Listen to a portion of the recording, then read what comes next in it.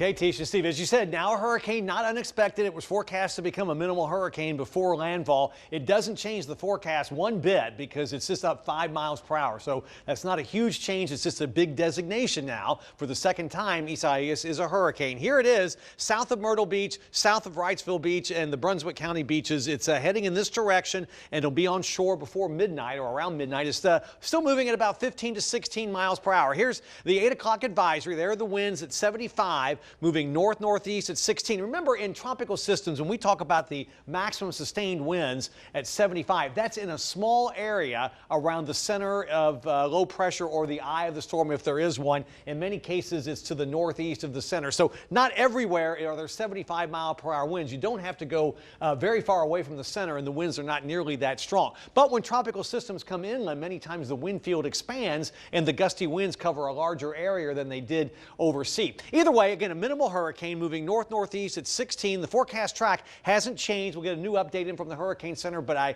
seriously doubt it'll be any different from what it is now. Taking it east of Interstate 95 by 2 a.m. It's in our viewing area over parts of Sampson or Wayne County and pushing rapidly northeastward. So by tomorrow morning, it's into southeastern Virginia. So the worst of our weather just beginning, and will really ramp up after midnight and then ramp right back down after 6 or 7 a.m. tomorrow as Isaias hauls it up through New England, through New York City, and then up into Canada as we get into Wednesday afternoon and Wednesday evening. Again, moving tomorrow night into early Thursday, moving very quickly. There is some rain around now. This is indirectly associated with Isaias, but where you see over the rain over Sampson County and to the south, that's with the shield of rain with the center of low pressure. But got rain just about everywhere now. Western Wake County into Durham, that's pretty light stuff. Some heavier rain back into Orange and Alamance County, up towards Roxborough, some moderate rain, and long and north of 85. No thunder or lightning anymore, and I don't think we're going to see a whole lot more in the way of thunder or lightning. We had some bands of thunderstorms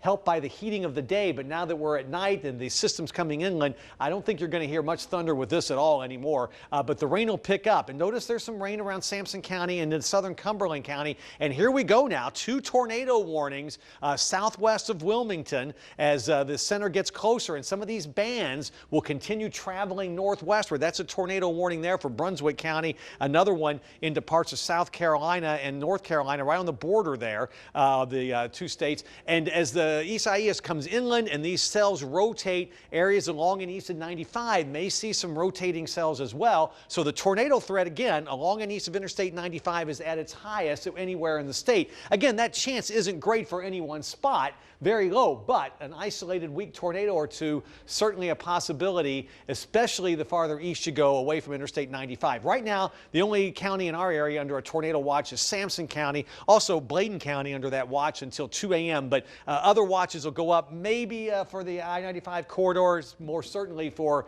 areas near the coast going under tornado watches. And they'll be occurring around here at night. So if you live in the coastal plain, you want to make sure you have a way to get any warnings in case a quick, brief spin-up occurs and a tornado warning is issued. Typically, the tornadoes in tropical systems are very fast moving and also develop very quickly, and they're also pretty weak, but they can still, a weak tornado has winds that can be 80, 100 miles an hour, could do a lot of damage. So I want you to stay safe tonight, and if you're along and east of 95 and you go to bed, make sure you have your phone with the alerts turned on and download the ABC 11 app with the weather alerts. There's our first alert predictor. Going through the rest of the overnight hours, the rain continues to spread in with Isaias here coming ashore in Brunswick County into around Myrtle Beach and then moving quickly towards the north-northeast. So by after midnight, it's south of Goldsboro, the center, but the rain spreading into much of the region. The farther west you are, the lighter the rains will be, the less the wind will be. The farther east you are, the winds will be the strongest, and the rain amounts will be pretty much the same between the Triangle, Fayetteville, and off to the east. And here we go again, tracking northeastward, 5:30, 6 a.m. Already by 5:30 or 6, the rain's shutting off in the Sandhills, and likewise in the Triangle by 6 or 6:30, 8 o'clock in the morning, it's into southeastern Virginia. The rain's tapering off. We have sunshine. It's going to be a nice day tomorrow overall. Once the sun comes up, it's moving out, we'll turn partly sunny, and the afternoon looks good with just an isolated shower maybe. The winds will be diminishing quickly too as we head into the afternoon hour. So the issues to deal with the rain, Steve Stewart and I, he mentioned this a moment ago, looking at new model data, and because The storm will be moving more quickly now. It looks like the rain amounts won't be in that 3 to 5 inch range, but more in the 2 to 4 inch range. This is just one model, but the highest rains here along Interstate 95, but even around the Triangle down to Fayetteville could pick up another 2 to 3 inches of rain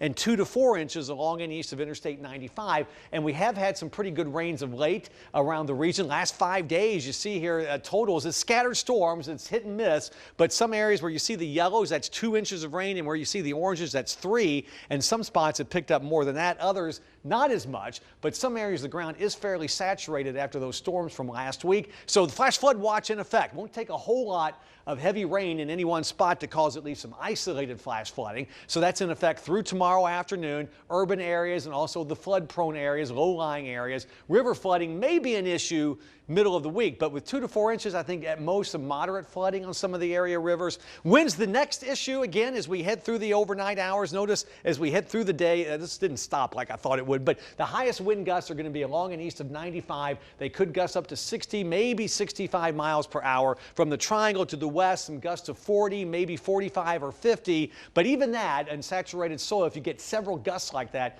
could knock down some trees and some power lines with it. Tropical storm warnings are in effect. Raleigh down to Fayetteville and points to the east. Even though there are no warnings of that variety to the west, including Durham and Orange County, doesn't mean you won't see winds gusting to 40 or 45 miles per hour. And there's the hurricane warning that's in effect around Wrightsville Beach, Carolina Beach for those counties in southeastern parts of the state as Isaias makes its way offshore. Also have storm surge warnings for the coast here along the Outer Banks and back towards the Sounds for a storm surge that may approach 2 or 3 feet, somewhere in that neighborhood. Not going to be anything like Florence when we had that disastrous flooding around New Bern with the storm surge, but still, you get 2 feet above normal level or 3 feet, that's a pretty good amount of water. So it could cause some flooding issues with the storm surge along the coast. So here's the bottom line with the timing. Again, starting about midnight. Again, we've got some rain around now, but late evening, early tomorrow morning, heavy rain, flash flooding issues, potentially those winds gusting as high as 65, some scattered power outages, especially along the I-95 corridor,